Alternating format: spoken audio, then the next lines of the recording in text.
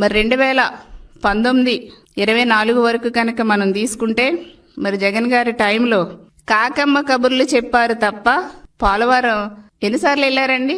ఏం పనులు చేయించారండి? ఎంత పర్సెంటేజ్ చేయించారండి? ఎంతమంది నిర్వాసితులు ఉన్నారండి? వైసీపీ వాళ్ళకి తెలుసా? జగన్మోహన్ రెడ్డి గారికి వాళ్ళకి ఏమేమి మనం ఇచ్చినటువంటి హామీలు నెరవేర్చాలో తెలుసండి? ఏమీ తెలీదు.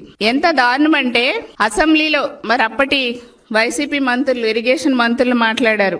ఎంత గొప్పగా చెప్పారంటే మేము 2021 డిసెంబర్కి పూర్తి చేసేస్తాం.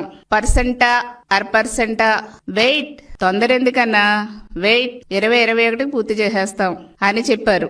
నాకు అసలు ఆ పోలవరం గురించి ఏం తెలియదు, ఆ డయాఫ్రామ్ వాల్ అంటే ఏంటో తెలియదు, Q6 అంటే ఏంటో తెలియదు, నన్ను ఎందుకై అడుగుతారు, చంపుతారని ఒక ఆయన.